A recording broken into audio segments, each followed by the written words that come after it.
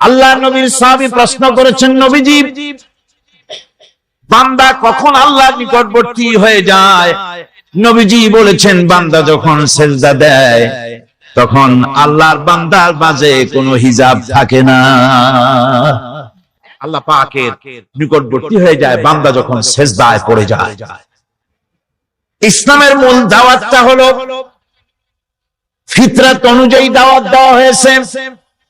মানুষ মাথা নত করে গোলামি করে, এজন্য আল্লাহ রাব্বুল আলামিন বলেছেন যে আমি মানুষ এবং জিনকে সৃষ্টি করেছি, তার কারণটাই হলো মা খালাকাতুল জিন্না ওয়াল ইনসা ইল্লা লিয়াবুদুন। মানুষ আর জিন জাতিকে সৃষ্টি করা হয়েছে ইবাদতের জন্য, গোলামির জন্য। আল্লাহ পাক বলেন, ওয়ালাকাদ বা'আসনা ফি কুল্লি উম্মাতির রাসূলা আন ইবুদুল্লাহা ওয়াজতানিবুত তাগুত।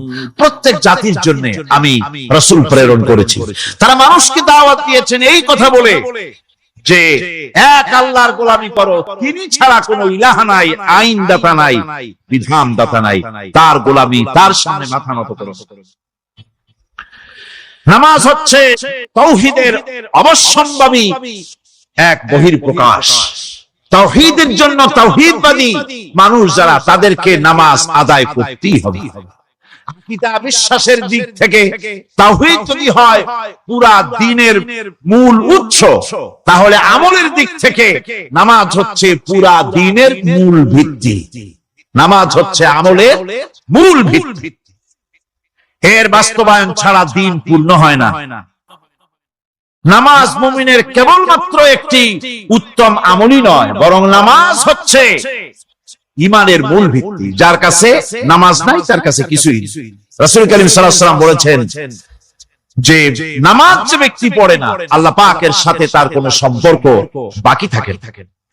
কোরআনে কারীম বলছে, মুনিবিনা ইলাইহি ওয়াত্তাকুহু ওয়া আকিমুস সালাতা ওয়া লা তাকুনু মিনাল মুশরিকিন। তোমরা আল্লাহর দিকে রুজু হয়ে যাও এবং তাকে ভয় করে অন্যায় কাজ থেকে বিরত থাকো, আর নামাজ কায়েম করো, মুশরিকদের অন্তর্ভুক্ত হয়ে যেও না। নামাজ কায়েম করা, নামাজের আদেশ কোরআনে কারীমের মধ্যে আল্লাহ পাক বহু জায়গায় করেছেন। ঈমানের পর নামাজই হচ্ছে সবচেয়ে বড় জরুরি। একজন মানুষ ঈমান আনলো, ঈমান আনার সাথে সাথে তার প্রথম কাজ কি বলুন? বলেন প্রথম কাজ কি? ফজরের নামাজের আগে একজন ইসলাম কবুল করলেন, তার প্রথম দায়িত্ব নামাজকে আদায় করে দেওয়া, ফজরের নামাজ পড়া। যোহরের আগেই কেউ ঈমান আনলো, তার প্রথম দায়িত্ব যোহরের নামাজ আদায় করা। আসরের নামাজের আগে ঈমান এনেছে, তার প্রথম দায়িত্ব হলো আসরের নামাজ আদায় করা। তার মানে হলো ঈমান আনার পর একজন ঈমানদারের প্রথম দায়িত্ব হচ্ছে নামাজ। গুরুত্বপূর্ণ বিষয়, খুব ভালো করে শুনতে হবে, ইয়াদ রাখতে হবে প্রত্যেকটি মুসলমানের। এই নামাজ কি জিনিস, কেমনে আদায় করতে হবে, আদায় না করলে কি হবে, গুরুত্বপূর্ণ এই কথাগুলি প্রত্যেকের স্মরণ রাখতে হবে। কিয়ামতের দিন মানুষ যে জাহান্নামে যাবে, জাহান্নামের জন্য, জাহান্নামে যে সব কারণে যাবে তার মধ্যে বড় কারণ কালকে বলেছিলাম, দেখি মনে আছে নাকি? বড় কারণ কয়টা? কয়টা? আলহামদুলিল্লাহ মনে আছে। আল্লাহ রাব্বুল আলামিন বলেন, ইয়াতাসাআলুনা আনিল মুজরিমিন। কিয়ামতের দিন অপরাধীদেরকে জিজ্ঞেস করা হবে, মা সালাকাকুম ফি সাকার, জাহান্নামে কেন আসছো? জবাবে তারা বলবে, ক্বালু লাম নাকু মিনাল মুসাল্লিন ওয়া লাম নাকু নুতিমুল মিসকিন। নামাজ পড়ি নাই, আরে তিন মিসকিনদের খেতে দেই নাই, এই কারণেই জাহান্নামে এসেছি। নাউযুবিল্লাহ। নামাজ যারা পড়বে না জাহান্নামে যেতে হবে। কোথায় যেতে হবে? আকীদাগত দিক থেকে ঈমান হলো তাওহীদের স্বীকৃতি, আর আমলের দিক থেকে নামাজ হচ্ছে তাওহীদের বহির্প্রকাশ। আপনি মুসলমান তা প্রমাণ হবে নামাজ দিয়ে। নামাজহীন ইমানের দাবি মূল্যহীন। যার নামাজ নাই তার ইমানের দাবি করার কোনো মূল্যই নেই। অনেক এরকম কথা বলে, হুজুর আমি মানুষটা নিতান্ত খারাপ, যাই মনে করো, গ্রামে রাস্তা বানাইছি, ব্রিজ করে দিয়েছি, কালভার্ট করেছি, এতিম মিসকিন যে তাও মাঝে মধ্যে খাবার দেই, বিধবারে কাপড় চোপড় দেই, মানুষটা আমি নিতান্ত খারাপ না, তবে এই মাঝে মধ্যে একটু নামাজ পড়ি না, তাতে কি আমার ইমান নষ্ট হয়েছে নাকি? আমি বলি ভাই ইমানই তো নাই, নষ্ট হবে কি? ইমান থাকলে না নষ্ট হবে? ইমান নাই। সুতরাং একজন মুসলমান যদি নামাজ না পড়ে নিজেকে মুসলমান বলে দাবি করার কোন হাতিয়ার না, দাবি করার অধিকার। নামাজ হচ্ছে জিন্দেগি, নামাজটাই মূলত জিন্দেগি। নামাজটা কি? জিন্দেগি। আল্লাহ রাব্বুল আলামিন শেখাচ্ছেন, قل إن صلاتي ونسكي ومحياي ومماتي لله رب العالمين। মোহাব্বতের সাথে সবাই পড়েন, قل إن صلاتي ونسكي ومحياي ومماتي لله رب العالمين। বলো আমার নামাজ, বলো আমার নামাজ, আমার কুরবানি, আমার হায়াত, আমার মওত সবকিছুই আল্লাহ রাব্বুল আলামিনের জন্য নিবেদিত। আমার বেঁচে থাকা, আমার মরে যাওয়া সব আল্লাহর জন্য। সে আল্লাহ রাব্বুল আলামিন, তার জন্য সবকিছু নিবেদিত করতে হবে। আল্লাহ পাকের গোলাম আমাদের বানিয়েছেন, আল্লাহ আমাদের গোলামি করা লাগবে। আর গোলামির নমুনা যাকাত দিয়া, হজ দিয়া, দান দিয়া, সদকা দিয়া, কোন জিনিস দিয়ে নামাজের মতো গোলামির উৎকৃষ্ট প্রমাণ বা নমুনা আর কিছুতে নাই। আমি যে গোলাম তার উৎকৃষ্ট প্রমাণ হচ্ছে নামাজ। নামাজেই একটা মানুষ গোলামির অনুভূতিতে তাকে নিয়ে যায়। বাদশাহ হোক, মন্ত্রী হোক, পীর হোক, মাওলানা হোক, মুহাদ্দিস হোক, বড় লোক হোক, গরিব হোক, পুরুষ হোক, নারী হোক, নামাজে দাঁড়াইলো, একেবারে কান্দারে ধরিয়া কানের কাছে হাত দিয়া, হাত দুইটা বাঁধিয়া মাথা নিচের দিকে দিয়ে দাঁড়ায় গেল। কিসের মতো? স্বামীর মতো, গোলামের মতো। সুবহানাল্লাহ। এদিক ওদিক তাকাইতে পারবা না, চোখটা থাকবে সেজদা যেখানে দিবা সেখানে। তাকানো নিষেধ, সেজদার দিকে তাকাও। এরপরে যখন রুকুতে গেলেন, গোলামের নমুনা হয়ে গেল। গোলামের এরকম মাথা নিচু করে থাকতে হয় প্রভুর সামনে। গেলেন রাজা, বাদশা, বড় লোক, সব অহংকার চূর্ণ হয়ে গেল। নাক আর কপাল দিয়া আমার মাবুদের দরবারে মাথাটা লাগাই দিলাম জমিনের উপরে। সুবহানাল্লাহ। আমি আমার ভাষায় বলি, আমি আমার ভাষায় কথাটা এভাবে বলি, এই জমিনটা যদি কাগজ হয় আর আমার নাকটার কপালটা যদি কলম হয়, তাহলে আমি যে গোলাম দৈনিক 5 বার আমার নাক আর কপাল দিয়া জমিন নামক কাগজের উপরে, দাস খতের উপরে দৈনিক 5 বার নাক আর কপাল দিয়া সই করে দেই, আল্লাহ আমি তোমার গোলাম, আর কারো গোলাম নই, আমি একমাত্র তোমার গোলাম। ঘুমের থেকে উঠে সেজদা দিয়ে বলি, দুপুরের সময় কাজ ফেলাইয়া আরেকবার বলি, বিকেল আসার আগে আসরে আরেকবার বলি, দিন যখন শেষ হয় আরেকবার বলি, রাতে যখন শুতে যাই আরেকবার সেজদা দিয়া ঘোষণা করি, মাবুদ আমি তোমার গোলাম।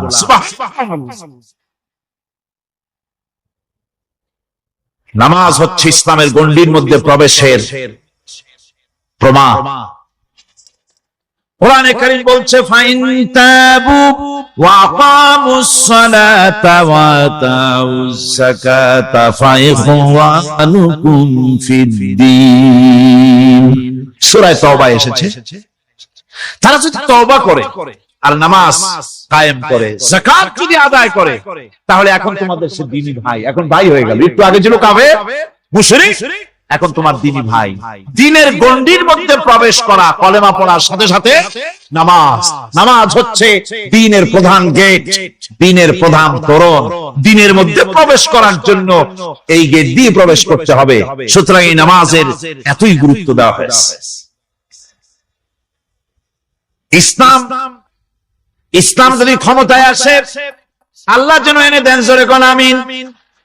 ইসলাম যদি ক্ষমতায় এসে যায়, রব্বুল আলামিন তাফসীরে মাহফিল, কোরআন সামনে নিয়ে আশা করে তোমার দরবারে দোয়া করি, এই বিশাল জনসমুদ্রের দোয়া কবুল করো মাবুদ গো, এই বাংলাদেশকে ইসলামের দেশ বানাইয়া দাও। দেশটা যদি ইসলামের হয়ে যায়, আইন যদি আল্লাহর হয়, শাসন যদি সৎ লোকেরা করে, রব্বুল আলামিন কোরআন শরীফে বলেন, তাহলে তারা সাতটা কাজ করবে। আল্লাযীনা মাক্কান্নাহুম ফিল আরদ আকামুস সালাতা ওয়া আতাউজ যাকাত ওয়া আমারু বিল মা'রুফি ওয়া নাহাউ আনিল মুনকার। মুমিনরা ক্ষমতায় এসে প্রথম যে কাজটা করবে, প্রথমে ক্ষমতা এসেই নামাজ বাধ্যতামূলক করবে। প্রথম কি? ওয়াজ নসিহতে অনুরোধ করা হবে না, বাবাজিরা আল্লাহর রাস্তায় নামাজটা পড়েন। রেডিও এবং টেলিভিশনের মাধ্যমে রাষ্ট্রপ্রধান অর্ডার করে দিবেন, যারা আকেল বালিগ সকলের জন্য নামাজ বাধ্যতামূলক, নামাজ পড়তেই হবে, এটা অর্ডার। বেলা যখন 1টা বেজে যাবে, বেলা যখন 1টা বাজবে, সমস্ত মসজিদে আজান শুরু হয়ে যাবে। আজানের সাথে সাথে অফিস, আদালত, কল কারখানা, ক্ষেত খামার, শিক্ষাঙ্গন ডেডলক হয়ে যাবে। আধা ঘন্টার জন্য বন্ধ হয়ে যাবে। যারা মুসলমান অফিসে, কলেজে, ইউনিভার্সিটিতে, সর্বত্র তারা নামাজের জন্য প্রস্তুতি নেবেন। আধা ঘন্টার ভিতরে নামাজ আর খানা সেরে আবার কলেজ চলবে, বিশ্ববিদ্যালয় চলবে, কল চলবে, কারখানা চলবে, ক্যান্টনমেন্ট চলবে, সেক্রেটারিয়েট চলবে, সব আপন গতিতে চলতে থাকবে। আল্লাহর রহমত, বরকত আকাশ থেকে নাযিল হয়ে যাবে। সুতরাং নামাজ বাধ্যতামূলক করে দেওয়া হলো। নামাজ বাধ্যতামূলক, সকলকে নামাজ পড়তে হবে। নামাজ হচ্ছে অপকর্মের প্রতিবন্ধক। নামাজ পড়লে অন্যায় কাজ থেকে বাঁচার পথ। অন্যায় থেকে বাঁচাই কিসে? নামাজ। আল্লাহ রাব্বুল আলামিন বলেন, উতলু মা উহিয়া ইলাইকা মিনাল কিতাবি ওয়া আকিমিস সালাম ইন্নাস সালাতা তানহা আনিল ফাহশাই ওয়াল মুনকার। হে নবী, এই কিতাব তেলাওয়াত করো, যা তোমার প্রতি অবতীর্ণ করা হয়েছে, এই কিতাব তেলাওয়াত করো আর নামাজকে প্রতিষ্ঠা করো। নিঃসন্দেহে নামাজ মানুষকে পাপাচার থেকে বাঁচায়া দেয়। অশ্লীলতা, পাপাচার থেকে মানুষকে বাঁচায় কে? জোরে চিল্লায় কোন কে? এই নামাজ মানুষকে অন্যায় কাজ থেকে বাঁচায় দেয়। নামাজ যে মানুষকে অন্যায় কাজ থেকে বাঁচায়, কেমনে বাঁচায়?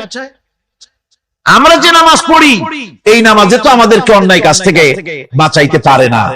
নামাজি বহুত মানুষ আছে অন্যায় করে, করে কিনা? না করে না? করে। নামাজি অথচ অন্যায় করে। আর আল্লাহ বলছেন নামাজিকে, নামাজ তাকে অশ্লীলতা থেকে ফিরায়। তাহলে কথা কাটটা ঠিক? আল্লাহটা জোরে বলেন, কাটটা ঠিক? অবশ্যই আমার আল্লাহর কথা হক। আমি ভুল করতেছি, আমি যেন কোথাও ভুল করতেছি, something is wrong, কোথাও আমরা ভুল করে বসতেছি, সেই ভুলটা কি আমরা আবিষ্কার করতে চেষ্টা করব ইনশাআল্লাহ। প্রথম যে কথাটা সেটা হচ্ছে এই যে আমরা যা নামাজে পড়ি আমরা তা বুঝি না। কথা ঠিক কিনা? আমি যদি এখন প্রশ্ন করি সামি আল্লাহু লিমান হামিদা অর্থ কি কোন? ফার্স্ট ডিভিশনে কয়েকটা লেটার নিয়ে ফেল করবেন, এরকম লোক আছেন না নাই? সুবহান রাব্বিয়াল আলা অর্থ কি জানি না। সুবহান রাব্বিয়াল আযীম অর্থ কি জানি না। দোয়া কুনুত অর্থ কি জানি না। তাশাহুদ অর্থ কি জানি না। সূরা ফাতিহার অর্থ কি জানি না। এমন কি উযুর মধ্যে কয়টা ফরজ তা অনেকে জানে না। উযু জানে না, নামাজ জানে না, তাকে এই নামাজ কেমনে ফিরাবে অন্যায় কাজ থেকে? কথা বুঝতে পেরেছেন? নামাজে আল্লাহু আকবার বললাম, এরপরে সানা পড়লাম, তারপরে সূরা ফাতিহা পড়লাম। সূরা ফাতিহার ভিতরে যে সমস্ত কথাগুলি বললাম সেই কথাগুলি বুঝি না, কি বলেছি তাও জানি না। এরপরে সুবহান রাব্বিয়াল আলা বলেছি, সুবহান রাব্বিয়াল আযীম বলেছি, সামি আল্লাহু লিমান হামিদা বলেছি, অর্থ কি জানি না। আল্লাহ তা শুনতে পান, যে ব্যক্তি আল্লাহর প্রশংসা করেন তিনি তা শুনতে পান। নামাজের মধ্যে আইডিয়া দেওয়া হচ্ছে, তুমি যে আল্লাহর জন্য নামাজ পড়তেছো, প্রশংসা করতেছো, এটা এমন নয় যে আল্লাহ পাক দেখছেন না বা শুনতেছেন না। তুমি যা বলতেছো, প্রশংসা করতেছো, আল্লাহ পাক তা শুনতে পাচ্ছেন।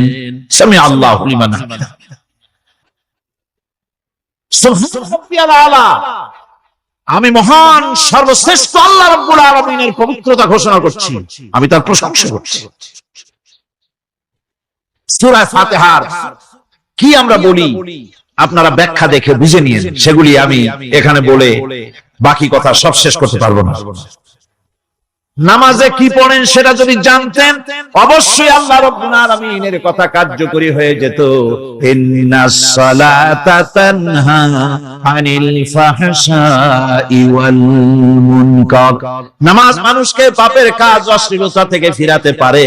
আল্লাহ ইন্না বসায়ছেন, নিশ্চয়ই, বেশক, অবশ্যই নামাজ পাপ থেকে ফিরাবে। কিন্তু কেমনে ফিরাবে নামাজ তো বুঝি না। সঠিকভাবে নামাজ পড়ার পরও যদি কোন মানুষের সঠিকভাবে, ভালো করে শোনেন, সঠিকভাবে নামাজ পড়ার পরেও যদি কোন মানুষ পাপের থেকে না ফেরে, তাহলে বুঝতে হবে একথা, পানি আর সাবান দিয়া কাপড় ধুলে কাপড়ের ময়লা যাবে, কিন্তু পানি আর সাবান দিয়া কয়লা জনমের মতো ধুইলেও কয়লার ময়লা যাবে না। কথা বুঝে আসছে? এর থেকে আর উত্তম দৃষ্টান্ত আমার কাছে নাই। নামাজ পড়ার পরেও যদি চরিত্র ভালো না হয়, বুঝতে হবে নামাজ হচ্ছে না, কাঙ্ক্ষিত মানের নামাজ আদায় হচ্ছে না। আল্লাহর নবী বলেছেন, যার নামাজ পাপ কাজ হতে ফিরাতে পারলো না, তার নামাজ নামাজি নয়। আবার শুনুন, রাসূল বলছেন, যার নামাজ তাকে পাপের কাছ থেকে ফিরাতে পারলো না, তার নামাজ নামাজ নয়। ওইটা নামাজ হয় যার জন্য তার পাপ থেকে তারে ফিরাইতে পারছে না। আর কিয়ামতের দিন বেনামাজিরা সবচাইতে বেশি অপমানিত হবে। সবচাইতে বেশি অপমানিত হবে কারা? বেনামাজিরা। কিভাবে? ইয়াউমা ইউকশাফু আন সাকিন ওয়া ইউদআউনা ইলাস সুজুদি ফালা ইস্তাতিউন। সেদিন কঠিন সময়, আল্লাহ রাব্বুল আলামিন লোকদেরকে সিজদা করার জন্য বলবেন, কিন্তু যারা বেনামাজি ছিল দুনিয়ায়, তারা সিজদা দিতে পারবে না। বলেন নাউযুবিল্লাহ। অবস্থাটা কি হবে? খাশিআতান আবসারুহুম তারহাকুহুম যিল্লাহ। তাদের দৃষ্টি নিচু হবে, লাঞ্ছনা এবং অপমান তাদের উপরে চেপে বসবে, সিজদা দিতে পারবে না। আল্লাহ আমাদেরকে ক্ষমা করুন। কিয়ামতের দিন হযরত আদম আলাইহিস সালাম থেকে শুরু করে পৃথিবীর সমস্ত মানুষের সামনে আল্লাহ রাব্বুল আলামিন সিজদা করার জন্য অর্ডার করবেন। যারা নাকি বেনামাজি, ওরা আল্লাহর দরবারে সেদিন সিজদা দিতে পারবে না। অপমানিত হবে। জোরে বলেন নাউযুবিল্লাহ। নামাজ, মুমিনের নামাজ একরকম, মুনাফিকের নামাজ হলো আরেক রকম। মুনাফিকরাও নামাজ পড়ে, পড়ে কিনা কোন? মুনাফিকেরাও নামাজ পড়ে। মুনাফিকেরা যখন নামাজ পড়তে যায়, আল্লাহ রাব্বুল আলামিন বলতেছেন, ওয়া ইযা কামু ইলাস সালাতি কামু কুসালা। মুনাফিকেরা যখন নামাজ পড়তে দাঁড়ায়, নামাজে আসে ঠিক তারা, কিন্তু নামাজের জন্য দাঁড়ায় খুব শৈথিল্য ভাবে, শৈথিল্য ভাবে দাঁড়ায়, কাহিনী সুস্তি, এ জায়গা চুলকায়, পায়জামা ধরে টান দেয়, টুপিটা ঘুরায়, এদিক ওদিক তাকায়। মুনাফিকের নামাজ দেখলেই ঠিক পাওয়া যায় যে বেটা মুনাফিক। এইভাবে সে দাঁড়ায়। তার নামাজটা কি জন্য? ইউরাউনান নাসা ওয়া লা ইয়াযকুরুনাল্লাহা ইল্লা কালিলা। তাদের নামাজ হচ্ছে মানুষকে দেখাবার নামাজ। নাউযুবিল্লাহ। দুনিয়া যদি কল্যাণ চাই, আখিরাতেও যদি কল্যাণ চাই, তাহলে এর জন্য কি করতে হবে? কি করতে হবে? আমার কথা নয়, আল্লাহ রাব্বুল আলামিনের কথা শুনুন। রব্বুল আলামিন বলেন, قد أفلح المؤمنون الذين هم في صلاتهم خاشعون والذين هم للزكاة فاعلون والذين هم لفروجهم حافظون। নিশ্চিতভাবে সেই সব মুমিন কল্যাণ লাভ করবে, নিশ্চিতভাবে। যারা তারা হচ্ছে ওই সব লোক যারা নিজেদের নামাজ ভীতি মিশ্রিত বিনয় ভাবে, ভীতি মিশ্রিত অবস্থায় বিনয়ের সাথে যারা নামাজ আদায় করে, যারা বেহুদা কাজ থেকে বিরত থাকে, যারা যাকাতের পন্থায় কর্মতৎপর হয়, আর যারা নিজের লজ্জাস্থানকে হেফাজত করে। এরপরে আল্লাহ পাক বলেন, ওয়াল্লাযীনা হুম লিআমানাতিহিম ওয়া আহদিহিম রাউন ওয়াল্লাযীনা আলা সালাওয়াতিহিম ইউহাফিজুন ওয়াল্লাযীনা আলা সালাতিহিম হাফিজুন। আর যারা তাদের আমানতকে পূর্ণ করে, আমানত এবং তাদের ওয়াদা চুক্তি পূর্ণ করে, এবং যারা নিজেদের নামাজ সমূহকে পূর্ণভাবে হক আদায় করে নামাজ পড়ে, নামাজের যারা হেফাজত করে, এরা কারা? এরা হচ্ছে উলাইকা হুমুল ওয়ারিসুন আল্লাযীনা ইয়ারিসুনাল ফিরদাউসা হুম ফিহা খালিদুন। এরা হচ্ছে সেই সব লোক, এরা উত্তরাধিকার হচ্ছে জান্নাতের উত্তরাধিকার, জান্নাতুল ফিরদাউসে আল্লাহ রাব্বুল আলামিন এই গুণ বিশিষ্ট লোকদের জন্য জায়গা করে দিবেন। জোরে কোন সুবহানাল্লাহ। নামাজকে পড়তে বলা হয়নি, কোরআন শরীফে বলা হয়েছে নামাজ কায়েম করো। কি বলা হয়েছে কত দেখি? নামাজ কায়েম করো, নামাজ পড়ো। এই কথা কিন্তু কোরআন শরীফে কোন জায়গায় আছে নাকি? এখন কায়েম করা কারে বলে? একটা গুরুত্বপূর্ণ আরেকটি বিষয়। নামাজ কায়েম করতে বলা হয়েছে। কায়েম কি? কায়েমটা হচ্ছে দৃষ্টান্ত স্বরূপ বলা যায় যে জিনিসটা সমাজে প্রতিষ্ঠিত আছে ওইটারে বলে কায়েম হওয়া, আর যেটা প্রতিষ্ঠিত নাই ওটা কায়েম নাই। কায়েম মানে হলো প্রতিষ্ঠিত থাকা। যেমন আমাদের দেশে, আমাদের সমাজে নারী পুরুষ শিশু বৃদ্ধ সকলেই কাপড় পরা, শাড়ি পরা, লুঙ্গি পরা, এই কাপড় পরাটা কায়েম আছে, প্রতিষ্ঠিত আছে না নাই? সমাজের ভিতরে কাপড় প্রতিষ্ঠিত আছে, সেই জন্য এই উলঙ্গ মানুষ পাওয়া যায় না। অনুরূপ ভাবে নামাজ যদি প্রতিষ্ঠিত হতো সমাজের ভিতরে, তাহলে বেনামাজি খুঁজে পাওয়া যেত না। চাকরি করতে গেলে সেখানে নামাজ মানদণ্ড হয়ে যেত, নামাজ পড়ে কিনা তা দেখে নেওয়া হতো।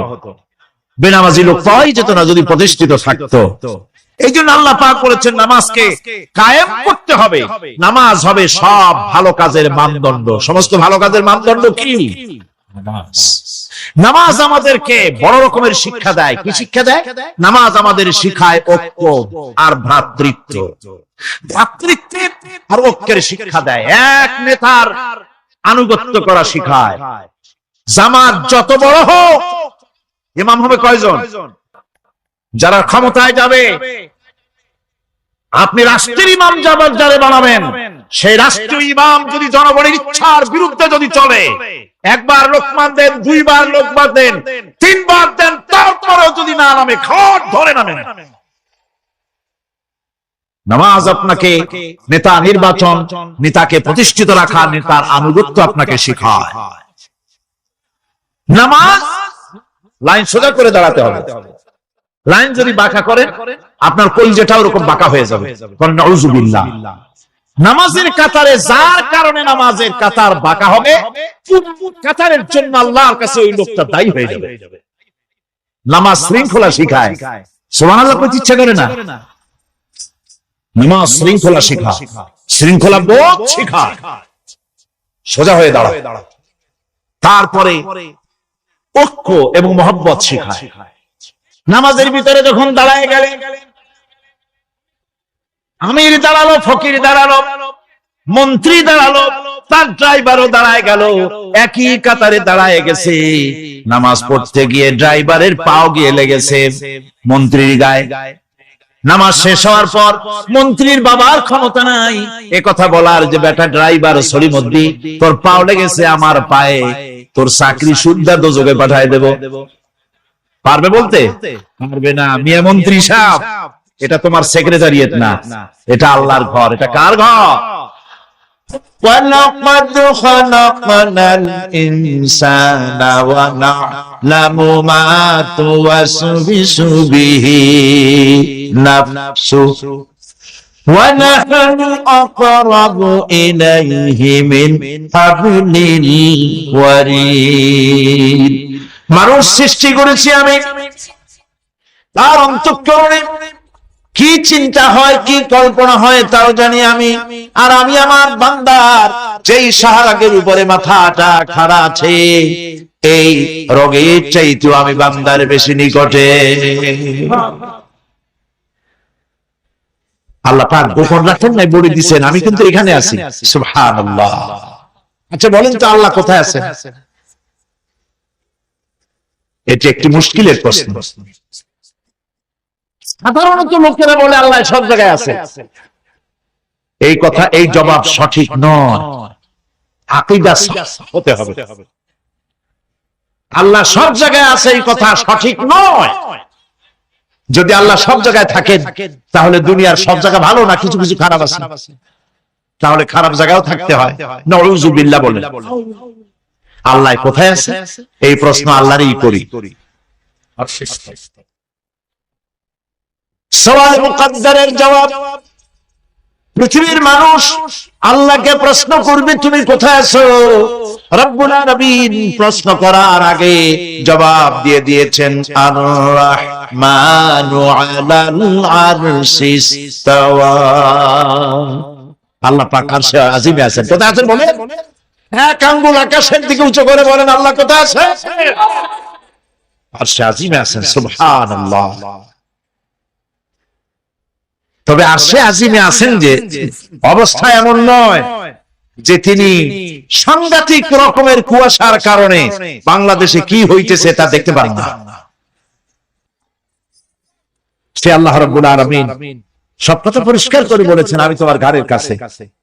তার মানে আল্লাহর ইলম, তার নজর, তার সামা এবং তার বসর, তার দেখা, তার শোনা, তার ইলম সবটা আমাকে ঘিরে আছে, আমি তার বাইরে নাই।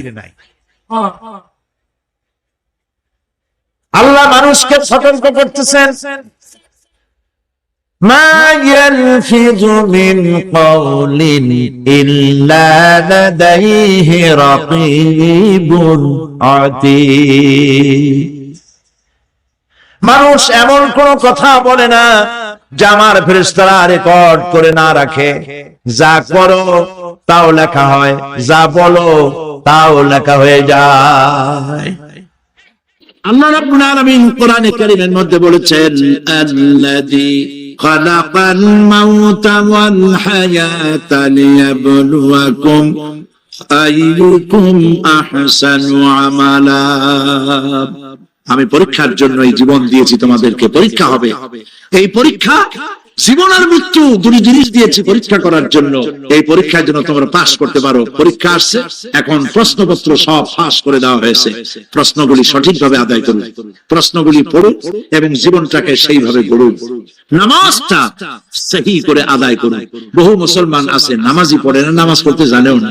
নবী করিম সাল্লাল্লাহু আলাইহি ওয়াসাল্লাম বলেছেন, সাল্লু কামা রাআইতুমুনি উসাল্লি।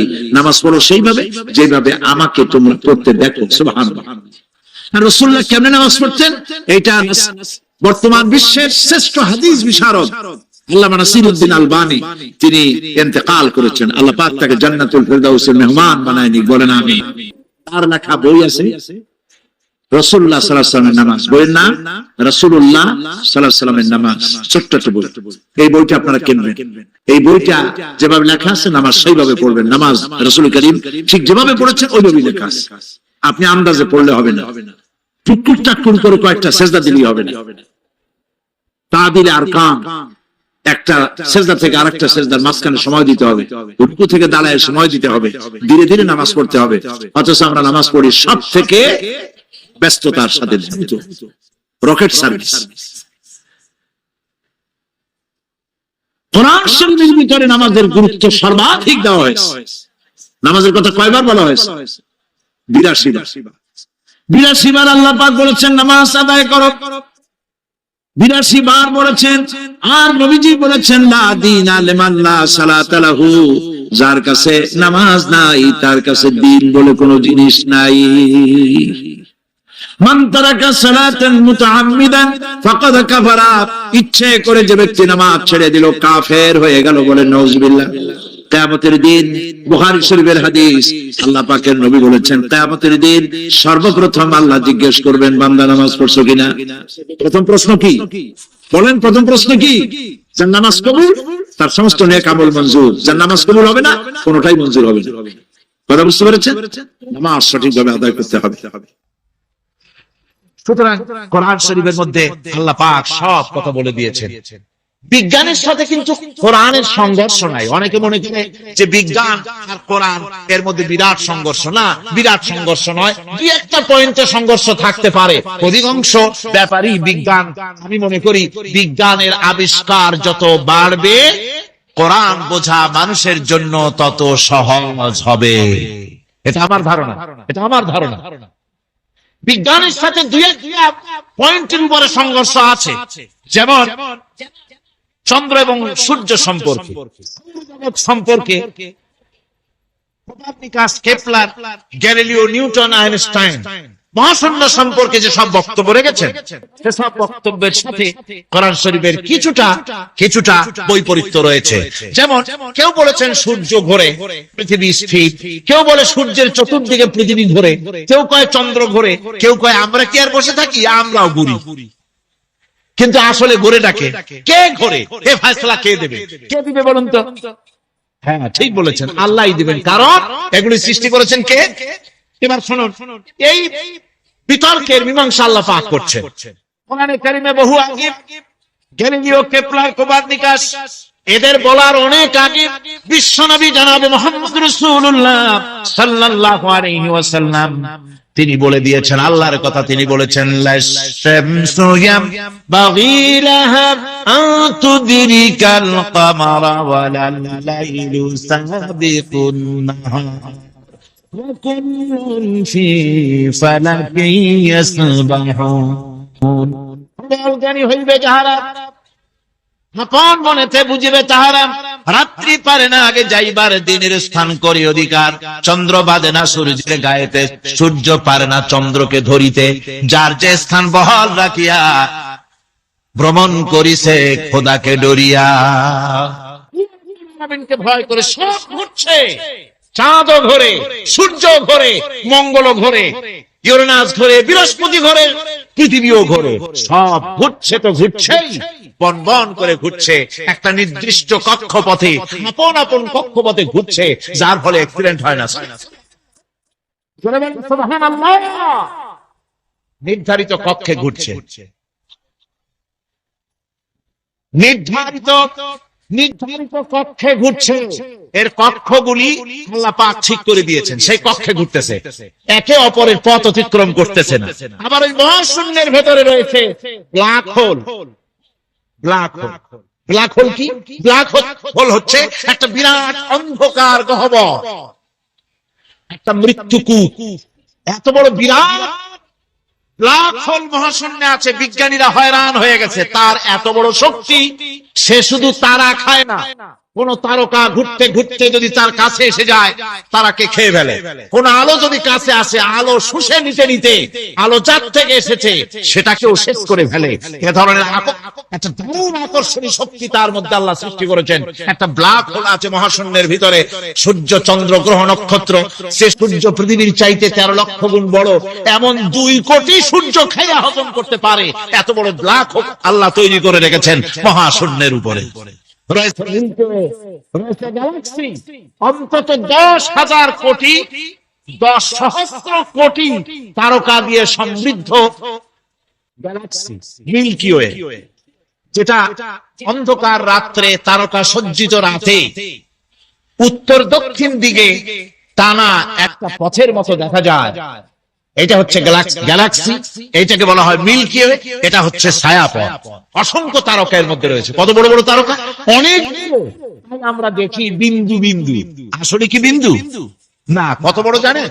বিজ্ঞানীরা বলেছেন দৈত্যের মতো বিরাট বিরাট তারকা আছে, যে সূর্য পৃথিবীর চাইতে 13 লক্ষ গুণ বড়। এরকমের সূর্য অন্তত 3 কোটি সূর্য খাইয়া হজম করতে পারে। এরকম অসংখ্য তারকা মিল্কিওয়ের ভিতরে আল্লাহ সৃষ্টি করেছেন। সুবহানাল্লাহ বিহামদিহি, সুবহানাল্লাহ। আর মানুষ লাফায়, 4 আঙ্গুল মানুষ খালি লাফ দেয়, মোষ কতগুলো রাখা লাফা। কি শক্তি তোমার! মহাশূন্যের তুলনায় এই পৃথিবীর অবস্থান কি জানেন? এই জন্য যত বেশি পড়াশোনা করবেন মাথা নত হয়ে যাবে।